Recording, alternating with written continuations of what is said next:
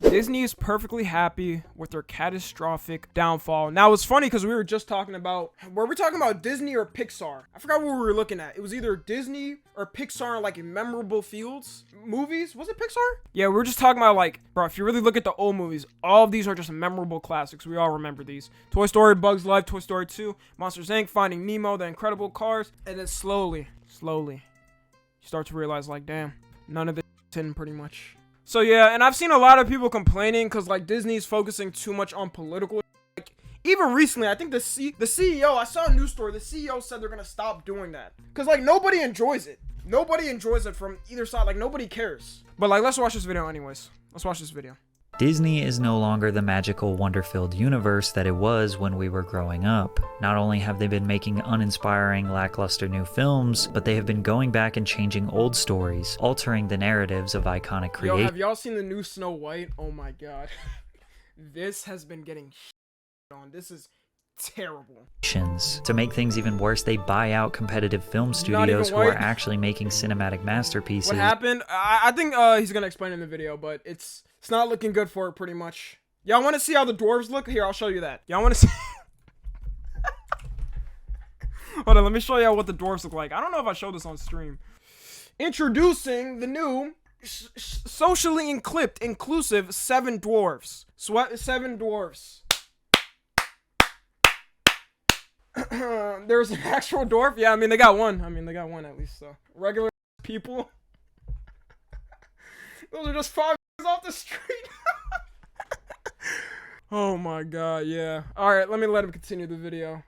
And drag them into the mud. But the people have had enough with Disney's boring and bleak vision for the future. They are losing hundreds of millions of dollars, bombing at the box office with record low sales, stock prices dropping to the lowest in decades, Damn. And while you think this may be an indication they need to change, it is only going to get worse. The real reason Disney is refusing to pay attention to their imminent doom is much deeper and darker than you could ever imagine. You are not just blinded by nostalgia. Disney was actually at its peak from 1989 to 1999. This was known as the Disney Renaissance, where some of their best movies were created. The Little Mermaid, Beauty and the Beast, Aladdin, The Lion King, Pocahontas, Hercules, Mulan, Tarzan. These 8 classics it was really on a run if you think, oh my god, that's a all run. Received an overwhelmingly positive critical reception, but more importantly, the fans loved it. Each film generated hundreds of millions of dollars in the box office. The Lion King earned the most at nearly $1 billion, making it the 57th most successful film of all time. These films were so successful that even their soundtracks were selling millions of copies. The Little Mermaid 6 times platinum, Beauty and the Beast 3 times platinum, Aladdin 3 times platinum, Pocahontas. Oh my god, and this is when you had to buy like the CDs. Really think of this, y'all. They was buying movie soundtracks, the albums of movie soundtracks. Hey there, Tommy NFG here. Just a little reminder to make sure to subscribe because only about 30% of you guys watching this are actually subscribed. Also tune into the Twitch streams every once in a while. You know, we have a lot of fun there. There's a lot of fun that goes on there. So I'm ending it right here. Let's get back to the video. Nowadays, we're lucky if you even listen to a movie soundtrack. Best Disney song? I don't know why I'm blanking. I'd have to see a list of them.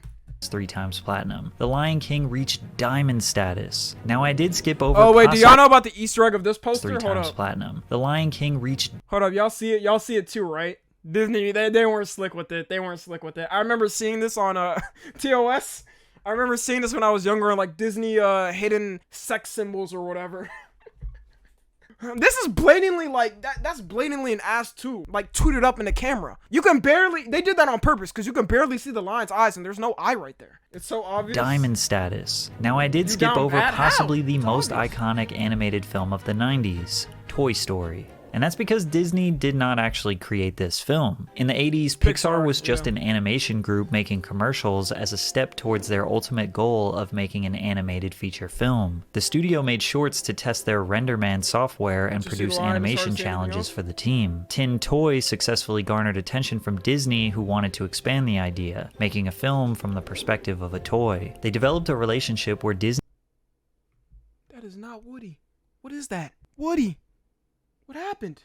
What was Disney that? agreed to distribute 3 films for Strong Pixar, action. as well as provide connections and budget to land superstars Tom Hanks and Tim Right on Allen my as face. lead roles. But Pixar had never written a movie. Luckily, their co-founder, John Lasseter, had previously been an employee of Disney and worked on The Fox and the Hound, so John was tasked with writing Pixar's first film. He spent nearly 2 years working on the first version of Toy Story that depicted Woody as a cynical jerk. Who said your job was to think, Spring Wiener? Well, I just thought that use you... this vast reserve of brain power to consider this for a moment. If it wasn't for me, Andy wouldn't pay any attention to you at all. In fact, my sketchy friend, you would have been hauled away to Goodwill a long time ago, so shut your mouth and get them off the bed. When Pixar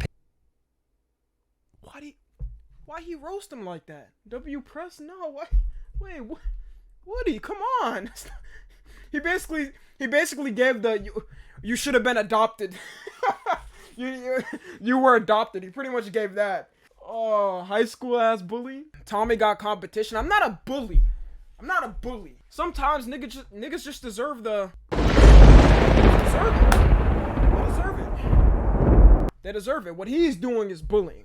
pitched this, Disney executives hated it. They thought the characters were mean-spirited and would send the wrong message to children, so they shut down production of the film. John was I mean, they embarrassed could have just switched his personality around or something. I don't know. and begged for another chance. Disney gave him 2 weeks to develop another version. The second iteration of the Wait, were these the versions? another chance. Oh, nah. Yo, what happened with this one? Why is his legs spread out like that? Ugh. Oh, God. Disney gave him 2 weeks to develop another version. Woody was a The puppet second at first? iteration of the film depicted a perspective of toys who desperately want to be played with because they love and care about their owners deeply. Disney greenlit the film, and luckily it paid off. In 1995, Toy Story released and earned $373 million worldwide, God becoming damn. the second highest grossing film of 1995, the first ever full-length computer-generated film, and a classic that shaped the childhoods of millions. Pixar and Disney followed that up with A Bug's Almost 30 Life years, and Toy yep. Story 2, adding to the catalog of amazing films. But it wasn't just these animated films that made Disney so iconic during the Renaissance. You also had The Mighty Ducks, Cool Runnings, Angels in the Outfield, The Jungle Book, Hocus Pocus, The Parent Trap, Heavyweights. Let me know some of your favorites. It's also important to understand that during the 90s, Disney also owned two major production studios, Touchstone and Hollywood Pictures. Touchstone produced Armageddon, Pretty Woman, Dead Poets Society, Sister Act, while Hollywood Pictures produced Tombstone, The Sixth Sense, and a bunch of others I don't personally recognize. In short, Disney absolutely dominated the 90s. Classics. They created iconic moments of magic that taught us valuable life lessons. They taught us right and wrong. Never pretend to be something you are not. Listen to your parents. Love and cherish your family. Lessons that would make us well-rounded human beings. However, they did get their fair share of criticism back then as well. The Hunchback of Notre Dame explores themes such as lust, obsession, and religious hypocrisy, which are more mature and intense than typical Disney fare. The character of Esmeralda was critiqued for her sexualized design, objectifying and misrepresenting her character. The 1989 Wait, VH what you mean? Bro, she was fine as hell. She was fine as hell. That's what I'm saying. Wait, what? Yo, you think we was caring about her character? sexualized design, objectifying and misrepresenting her character. The 1989 VHS cover of The Little Mermaid was banned and later changed when people noticed it contained phallic imagery. Yo, I told y'all. Oh my God, look at this, bro. The Disney golden penis, as wide as day. It's not being dirty-minded. I remember I used to watch YouTube videos and they were talking about top 10 like hidden Disney images, and they would do this shit on purpose. They would do it as a troll. Cover of The Little Mermaid was banned and later That's changed when TOS. people It's noticed basically it contained like hentai. It's pixelated, y'all. It's good. phallic imagery. But these days, many people think we Just the should have been tower, exactly. harsher on Disney films in the 90s, which has caused people to go back in the past and become critical of what they thought were great films. And before we absolutely dismantle your favorite childhood films, Lemon as a whole was criticized for perpetuating negative stereotypes and presenting a distorted and one-dimensional view of the Arab world. They also thought that the casting of white actor Robin Williams to voice the genie, who is a mystical being living in a lamp, was considered whitewashing since the character had cultural connotations associated with the Middle East. Disney also went back Whitewashing, really? I think that's a little bit too deep. and changed controversial lyrics in the song Arabian Nights. A joke from the bloopers reel in Toy Story 2 raised so much controversy in 2019 that Disney decided to remove it. Kids You know, movie? I'm sure I could get you a part in Toy Story 3. I'm sorry, are we back? Oh, all right. Yo, Now he's about to go crazy, bro. What was? Hold on. What was Grandpappy? Grandpappy about to do with these two Barbies? Hey, girls. Lovely talking with you. Considering the sexual misconduct allegations against Disney executives... Why does nigga kind of look like... Wait... VP convicted of what the hell? Joke didn't age well. Pocahontas was accused of appropriating and commodifying Native American culture for profit without showing proper respect or understanding of the cultures and traditions they were depicting, while also being too historically inaccurate. They also depicted a relationship that falsely represented how natives felt about European settlers. Their song Savages is a war song in the film with some questionable lyrics. Their whole disgusting race is like a curse. Their skin's a hellish red. They're only good when dead. They're different from us, which means they must be evil. People were angry that they made such an abhorrent song into a catchy tune. However, defenders... Not really thinking back on it though, like... I mean, for a while, though, in American history books, it was pretty much like that. Like, they thought the Europeans were heroes and shit before everybody realized, like, nah. We say that this is an accurate way to depict how horrifying and absurd their mindset was. Disney did go back and change some of the lyrics, from their whole disgusting race is like a curse to here's what you get when the races are diverse. However, there is no argument that the Renaissance era was Disney's peak, and the only reason they survived throughout the 2000s was because of their ability to buy the companies that were actually making great art. The 2000s is often described as Disney's experimental era, because the company started trying different ventures to keep their billions flowing in. The Disney Channel was their venture into daytime television and was the last original creation before they kinda gave up. Even Stevens and Lizzie McGuire were their first big successes in the live-action sector, which led to huge hits like That's So Raven, Sweet Life of Zack and Cody, Hannah Montana, and Wizards of Waverly Place. These shows rooted our problems as tweens into reality. They depicted fun adventures while also tackling real problems like how to talk to your first crush, how to combat bullies, going through puberty. Yeah, do they even do that? Wait, I don't remember the last time I ever watched what is a new Disney show? Disney Channel doesn't exist anymore, right? Like, they don't make shows, like live action shows like this. I wonder if they have lessons. Like, they used to have at least some type of lessons back then. Now I assume it's probably just some attention span grabbing, like, dumb shit. Among other growing pains. Every single one of their successful TV shows were turned into movies, which speaks to their experimental nature. But they also produced original TV movies like Smart House, Cadet Kelly, The High School Musical. For the people that didn't grow up during this era, it's hard to describe how much the Disney Channel impacted Ross Lynch? I don't remember him being on High Kids in the School. 50s through the 70s pretty much only watched cartoons on Saturday mornings. 80s and 90s kids watched before school and after school, but had less variety and autonomy over what they were watching. Early 2000s kids grew up with multiple TVs in the house. If parents wanted to control the television, they likely had a playroom TV or bedroom TV where they could watch whatever they want. They had DVRs, playback software, endless amounts of reruns, and even multiple channels that aired the same shows. Disney Channel shows were averaging anywhere from 4 to 10 million viewers on the premieres alone. God damn. And I'm really thinking of this back then from like a live stream perspective. Cause like you never had a live streamer touch 10 million just live streaming. Now doing social media, like, people don't understand the difference between social media and actual media, how big it was. 10.8 million people watching live. Can y'all imagine if they had chats back then? Like episodes of That's So Raven or Phineas and Ferb or Hannah Montana, they had like chats, like a Twitch chat. What do y'all think the chats would be like? That shit would be so toxic. Oh my god. You know, there would be a bunch of adults in there just typing like Santa's not real because they know kids will be watching. That would have been tough. Nah, I actually want to go back in time and see how that would have been executed.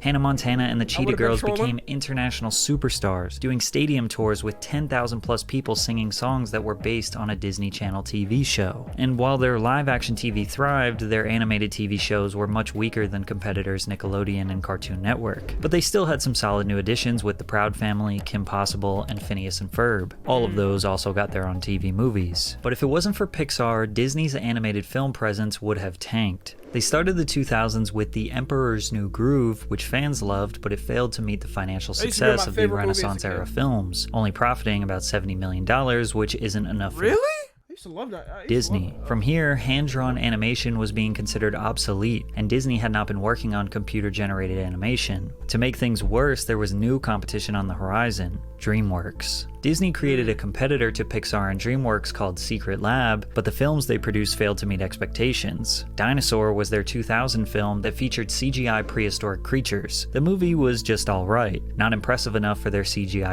I've never seen this. debut. It secured over $300 million in the box office, What but the they hell? expected more. Secret Lab closed down after one failure. Pixar exploded again with Monsters, Inc., and DreamWorks came out of the gates hot with Dinosaur Chicken made me Run and cry, Shrek. Shrek 2 secured $900 million in the box office. Disney was trembling. The Lilo and Stitch movie was the last original bona fide hit Disney had since the 90s, grossing $273 million, but it still didn't even come close to Pixar. Finding Nemo grossed nearly $1 billion worldwide. The Incredibles $600 million, Monsters Inc. $500 million. But it wasn't even just the money. It's a Disney's golden animation run. was outdated, Golden run. and their storylines were almost exactly the same from 1989 now into the 2000s. They knew they could not compete with the creativity of Pixar or DreamWorks, so CEO Bob Iger decided to acquire Pixar in 2006 for $7.4 billion. Every choice. movie after 2006 by Pixar could technically be considered a Disney movie, but John Lasseter at Pixar was not going to let them ruin his films. He demanded that Disney executives have little power over the creative direction of Pixar films, and since Disney needed Pixar, they obliged and saw even more success. Cars, Ratatouille, WALL-E, Up. Oh my god, I'm really imagining now, because I think later on Disney had to have taken control with whatever dog shit's going on now with like Pixar films. I'm wondering. But I'm wondering, what if Disney took over back then? Because they said he was still leading for this. We still had solid movies. We had Ratatouille, Up, all that. What if they took over then? Oh my god, it would have been over. There would have been no childhood movies. None of these would probably exist. They'd probably be trash. Pixar saved Disney, but only for a little Pixar bit. movies are To so make good. matters worse for Disney, they were struggling to find It big would've been success finished. in live-action films. There was really only two films that carried this era: Pirates of the Caribbean, which became a multi-billion-dollar series over the next 2 decades, and Chronicles of Narnia, which also grossed over $1 billion worldwide. Even though that was technically a spin-off from a book series written in the 50s. Other than that, we got some cult classics like The Princess Diaries, Freaky Friday, Bridge to Terabithia, and Remember the Titans. However, as we went into the 2010s, Disney Channel ratings started to dwindle. The only show still gaining viewership was Wizards of Waverly Place. By that point, kids like me were in high school and moving on from Really? Okay, I know. Okay, Patrick's a little bit older. He was in high school back then. Shit. I think it was still pretty popular. I think they mainly started to fall after like 2012 or something. I don't know. Disney. It seemed like every sector of their business was facing imminent disaster High as school, we passed damn. 2010. Their TV cartoons weren't as good as Nickelodeon or Cartoon Network. Their animated films weren't as good as Pixar and DreamWorks. Their live-action TV shows were losing steam, and honestly, they never really had booming success with live-action films aside from a few. So instead of buckling down, Bro, wait, I have a question. Was it just a universal thing in the 2000s or early 2010s where like every school had a copy of Holes and you had to watch it? Or was that just my school? Did all y'all watch Holes in school? Because I remember there was 3 times when I was in school where I had to watch Holes. I don't know why. Yes, Lamau, I did, yeah.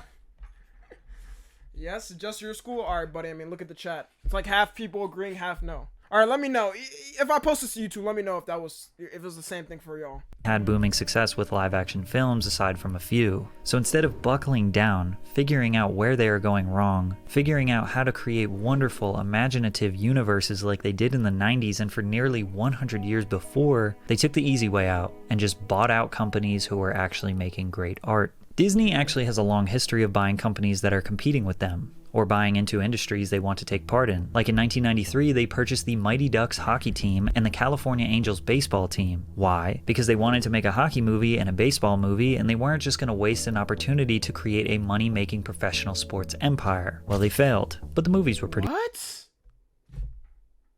It was like the 2 worst sports you could have done it for. Could have picked anything else, like football, like soccer, football, like the NBA, basketball, anything else. good. Then in 1996, they purchased Not even football? ESPN as a whole when they acquired Huxley ABC goated? Inc. And to Huxley save goated? you a bunch of time, this is every single company that Disney owns today. Real estate companies, theme parks, merchandising, Vice, National Geographic, Hulu. Marvel Studios, Pixar. What the hell? When you think of Monopoly, you don't think of it, and then after that you see all this shit. They owned FX, bruh. I haven't seen FX in a minute. Today, real estate companies, theme parks, merchandising, Vice, National Geographic, Hulu, and even GoPro. Disney has their GoPro? What?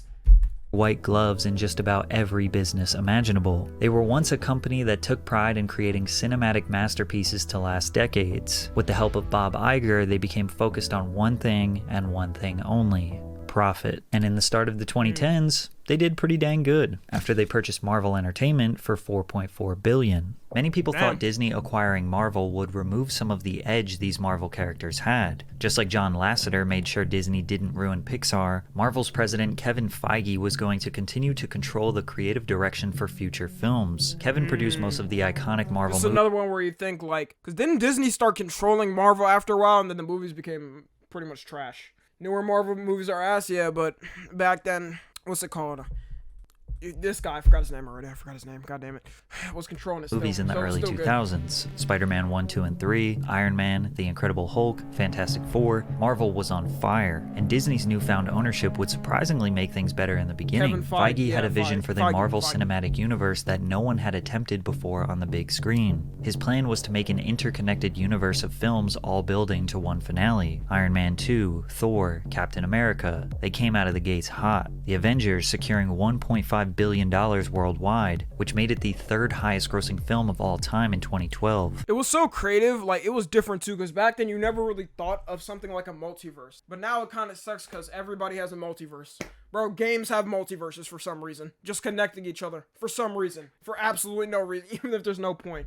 But this was really, like, creative. Nobody ever thought of that back then. Iron Man 3, Thor, The Dark World, The Winter Soldier, Guardians of the Galaxy, Ant-Man. Marvel was releasing 2 huge feature films per year, and each time it was a cultural event. All the way up through 2019, they were breaking records left and right. Deadpool, Thor Ragnarok, Deadpool 2, Venom, all were massive. Then Black Panther, becoming the highest grossing film directed by a black filmmaker, grossing over $1.3 billion. The film celebrated black culture in a groundbreaking way, offering a vision of Africa through the fictional nation of Wakanda that was rich, advanced, and uncolonized. The film showcased a specific, beautiful black aesthetic, from Afrocentric natural hair to carefully designed costumes drawing from various African references. This attention to detail reflected the diversity of black culture and identity. But the 2 movies that wrapped up Marvel's decade-long dominance are Avengers Infinity War and Avengers Endgame. Infinity War grossed $2 billion at the box office, making it the highest grossing superhero film of all time, only to be beaten by Endgame the next year, $2.7 billion worldwide. Many people believe these 2 movies are in the top 10 best superhero films of all time, and they also believe them to be the end of Marvel's dominance. After all, it was Kevin Feige's vision to build all these stories throughout the years until they came together in Endgame. Pixar continued to steamroll ahead in the 2010s. Toy Story 3 became the highest grossing animated film of all time. Brave, which was a new story that became a I don't care what y'all say, hold up. Story 3 became the highest grossing best villain, better than any anime villain to ever exist.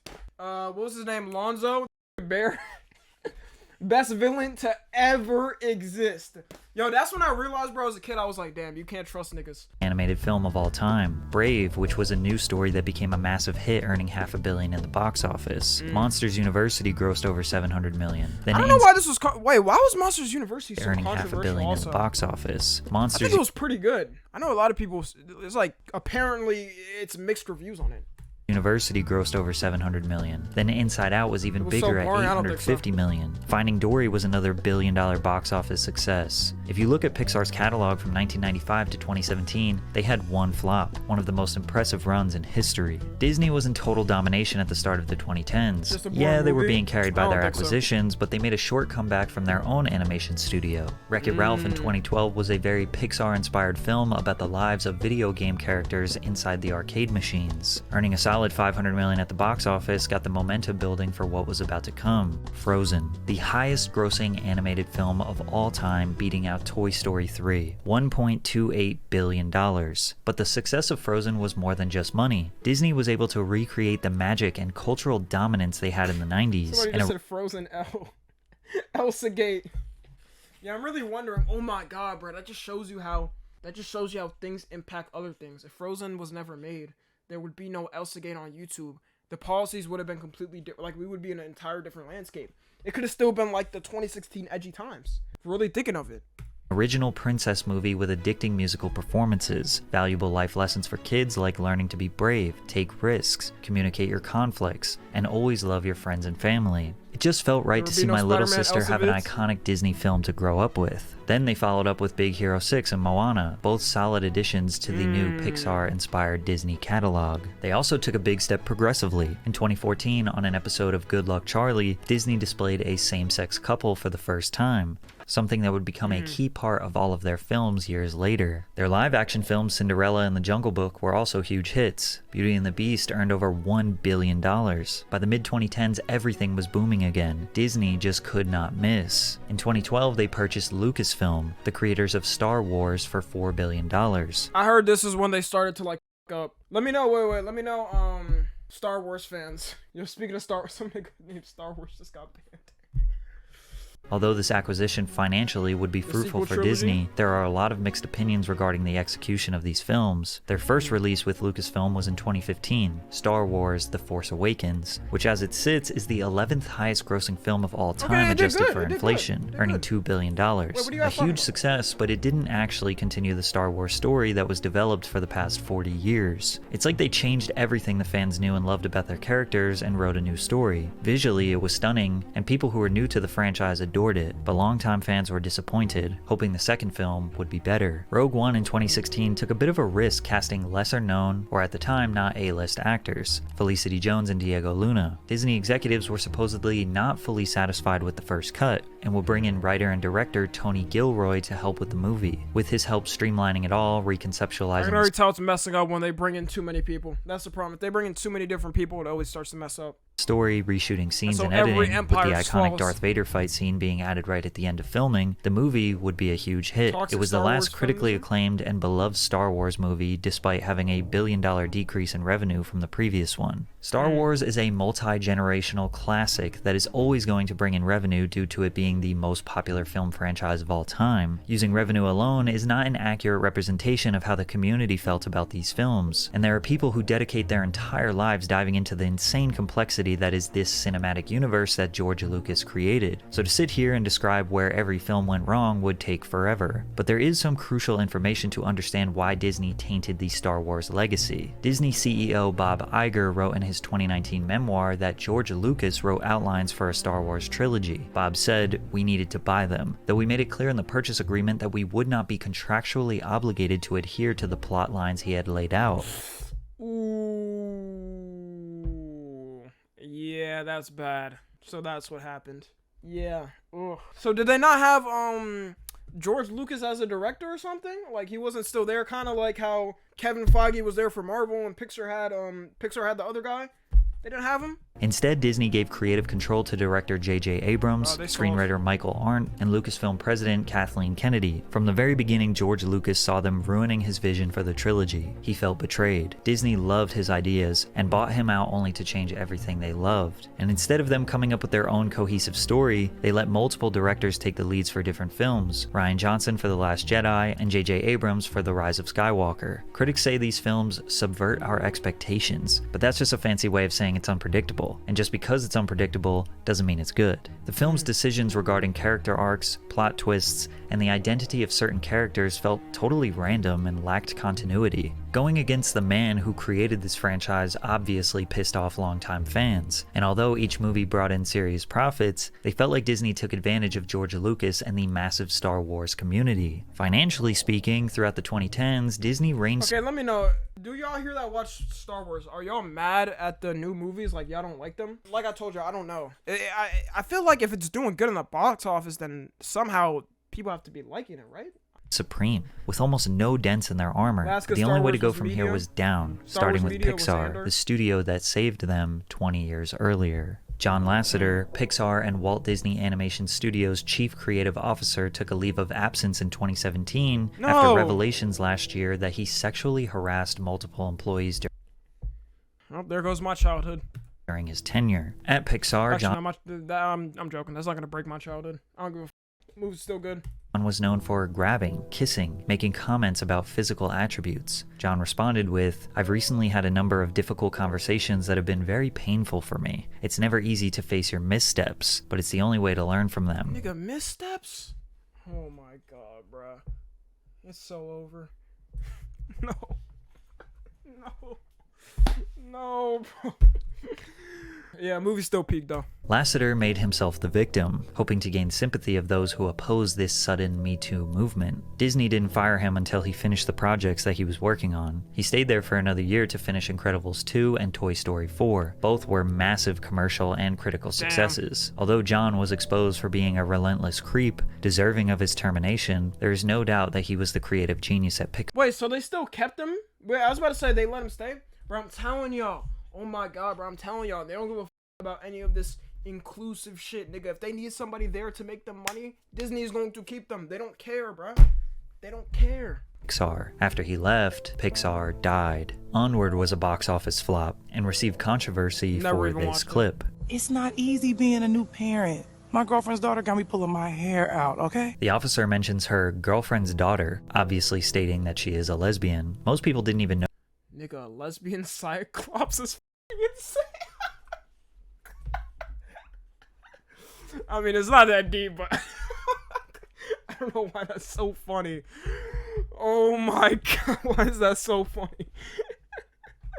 Notice this quick line. In fact, the LGBTQ community was pretty happy about it. However, this short scene got the film banned in multiple Middle Eastern countries. From there, Soul was a flop. Luca was a flop. Damn. Turning Red managed to barely Soul wasn't bad at all. Oh no, I heard this was trash, right? make a profit, but when you consider marketing expenses, it's still a flop. Pixar was spending $100 to $200 million per film to make these detailed, beautiful universes, but lacked any decent storytelling to keep you engaged. Lightyear was the unforeseen spin-off of Toy Story's Buzz Lightyear. And in this one, Pixar took their inclusion to new heights when they displayed a same-sex couple kissing. Conservatives claimed Lightyear was an attempt by Disney to indoctrinate children and shape their beliefs. Social media saw a firestorm of different opinions online, and the movie failed in the box office. Damn. But not just because of controversy. It's because they depicted Buzz as more of a human than the toy we all know and love. It was voiced by not Tim Allen, and it's an origin story that nobody really needed in the first. Hold up, who remembers the edit with him with the waves? Lightyear's his cheek. I remember when the trailer first came out, all you saw was niggas with that profile picture. I think it was Buzz with waves. First place. It's hard to say what exactly went wrong at Pixar in the past few years. It can't simply be Lasseter's exit because he was hired by Skydance Animations and their first movie Luck was a commercial and critical failure. What is that? What? Hold up, she kind of bad though. Who's that? Pixar has never had so many failures commercially and critically in their entire history. I still don't understand how this movie did actually. I don't understand that. It was at $0 per hour and then it went to 10 million.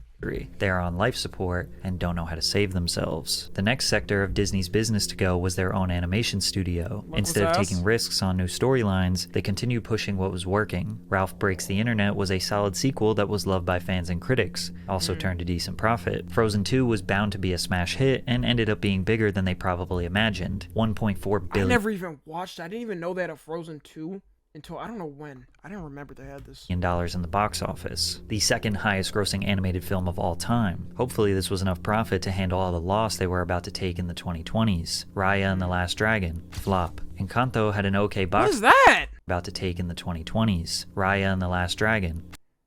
I'm trying to remember. I think I might have seen this. I didn't watch the movie, but I'm talking about the face or the poster. Flop. Encanto had an okay box office performance, but got more popular once it was added to the Disney Plus streaming service. I think it was big because of TikTok. Strange World was a massive box office failure and what the hell is this? Bro, what is this? Ew! Thick ass legs. What the hell? had yet another LGBTQ controversy. The main character, oh, wait, is that a... Oh Ethan Clade, is an openly gay teenager whose I thought it was... I thought that was supposed to be a girl or something. crush is the male character Diazo. This is the first Disney film with an openly gay lead character. Teachers in Florida were being investigated for showing this film to their students. Opposers think that Disney Animations is failing because they choose not to write an interesting and meaningful storyline, but rather focus on pushing an agenda to children. However, the LGBTQ community feels like they are finally getting deserved representation in films. But Disney made their stance towards the LGBTQ community very clear in March of 2022, when Florida legislator passed HB 1557, otherwise known as the Don't Say Gay bill. This bill prohibits instruction on sexual orientation or gender identity in grades kindergarten through 3rd grade. The bill is framed around the fundamental rights of parents to make decisions regarding the upbringing and control of their children. Since Disney World is located in Florida, they were pressured to take a stance. They issued a statement. Florida's HB 1557 should have never been passed and should never have been signed into law. Our goal as a company is for this law to be repealed by the legislature or struck down in the courts, and we remain committed to supporting the national and state organizations working to achieve that. Disney did not attempt to block this law while it was in process, and as far as we know, have not made any progress towards getting it changed. Walt Disney Studios was able to offset some of the losses from their 2 animation studios failing with live-action remakes of classics. From 2015, Disney has been on a remake tirade. Cinderella, The Jungle Book, Alice Through the Looking Glass, Beauty and the Beast, Dumbo, Aladdin, Lady and the Tramp. All of these were very safe and solid box I didn't know half of those released. Literally didn't know half of those released. Office successes, but the biggest was none other than The Lion King, earning $1.6 billion, making it the highest grossing animated film I still haven't watched this. of all time. Pin? However, these safe remakes would come to a screeching halt. Mulan, Cruella, Pinocchio, Peter Pan all failed to make substantial Bruh, Peter Pan? When did this happen? What the hell? Peter Pan? revenue. Now, this could be due to the pandemic shutting down theaters and people being scared to go out in public, but it's more likely that Disney fans are just exhausted. I remember the Pinocchio. I never watched it. From the oversaturation of old stories, so they threw a curveball at a classic. The Little Mermaid 2023 was a live-action remake that casted Halle Bailey as Ariel. This made headlines because the original 1989 animation depicted Ariel as a white woman, whereas Halle is African-American. Disney has been accused of whitewashing their characters for years, but we don't often see them totally change the race of one of their main characters. Critics accuse Disney of blatantly pandering, trying to change something that was a non-issue in the first place. However, defenders pointed out that mermaids don't have a race because they are not real, and Disney has had very few black lead characters over this was an absurd time on this was an absurd time on social media. Oh my god. I remember when this was going down. Twitter was wild. Years. Some people in the middle thought that the lead just didn't look like Ariel, specifically because her hair is orange and not red. Normally, these controversies lead to failure, but fans and critics seem to like this movie, and it made a nice profit. However, their upcoming Snow White remake has easily received the most okay, here's the thing. Here's the thing about this Snow White. Oh my god. The Little Mermaid was already controversial, right? With them swapping the race, doing this and that. This actually... And people went through with it, right? People didn't really care like that. This movie, this might be the end of them. It might be. They might be done for after this. Call Snow White, but she ain't white. I don't even think that's the problem. I mean, kind of look like her, right? Kind of look like her. I know. I mean, but the problem is you're just not following the actual storyline and plot. That's the thing. And the actress is actually, I think he's gonna explain it. But the videos I've been seeing, she's just been shitting on the film. Absolutely shitting on it. It's so bad. Like, those clips piss me off when I see them. Controversy out of them all, and it hasn't even come out yet. It all started with the casting of Rachel Zegler, a Colombian-American set to play the role of Snow White. Okay, I said Mexican. Mistake. Specific princess is known for having pale white skin and dark hair, but Rachel's skin color is not why people are angry. It's her constant reminders that she hates the original story. I mean, you know, the original cartoon came out in 1937, and very evidently so. There's a big focus on her love story with a guy who literally stalks her. Yeah. Weird. What? Yeah, these are the clips I've been seeing, bro. What? Weird. The cartoon was made 85 years ago, and therefore it's extremely dated when it comes to the ideas of women being in roles of power. I just mean that it's no longer 1937. I was scared of...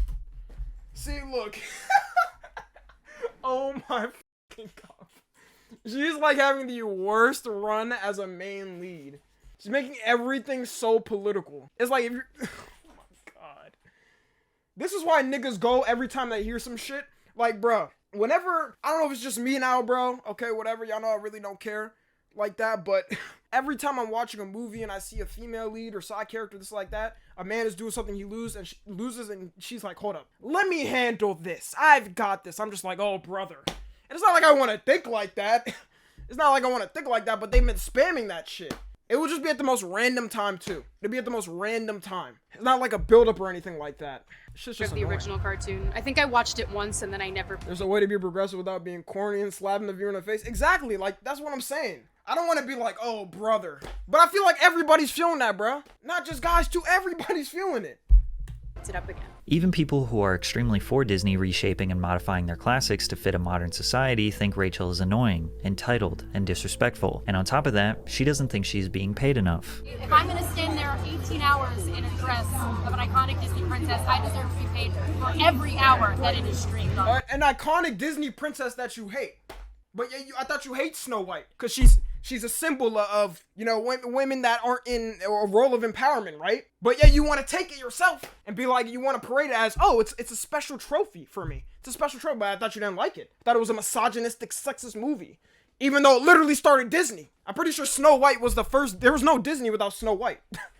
She's like everything people Just hate quit about this WTF? generation distilled into a single person. There have been rumors that Disney plans on axing this film due to the controversy. If that becomes true, it would forever change the way they cast their lead. Honestly, I think they just should. It's way too controversial. Like, the amount of people I've seen complaining about this, way too controversial, like, way too political, bro. Like, she's just... Characters. If they don't axe the film, it sends the message to future leads that you can disrespect the legacy of Disney, insert your unwanted opinions, all while elevating your fame and getting paid millions of dollars. Marvel has not been able to escape this downfall either. Aside from Spider-Man and Black Panther, who were certified billion-dollar hits, their rollout of new films have been catastrophic. The New Mutants, The Kingsman, Morbius, Eternals, which was their first openly gay superhero, all bombed at the box office. This is especially bad when you consider these movies have $200 million budgets. Their new TV series She-Hulk, WandaVision, Ms. Marvel, and Secret Invasion are not drawing much excitement from fans either. And rumors are circulating that some of these TV episodes are costing upwards of $25 million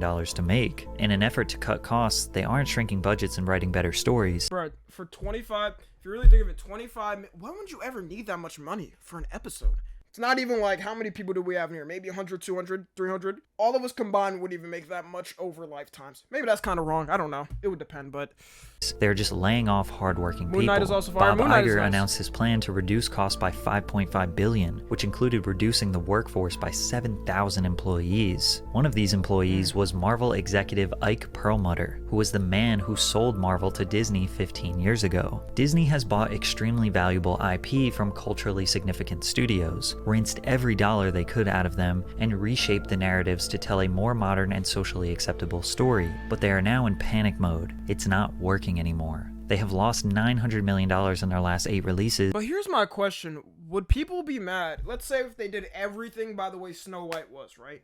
Let's say if they didn't change the way the dwarves were. Or I don't know how it's gonna go, I guess. Maybe I could be wrong. I could be eating my own ass, right? But if they didn't change... The actor was white, right? Like Snow White, like the tail has, the tail goes.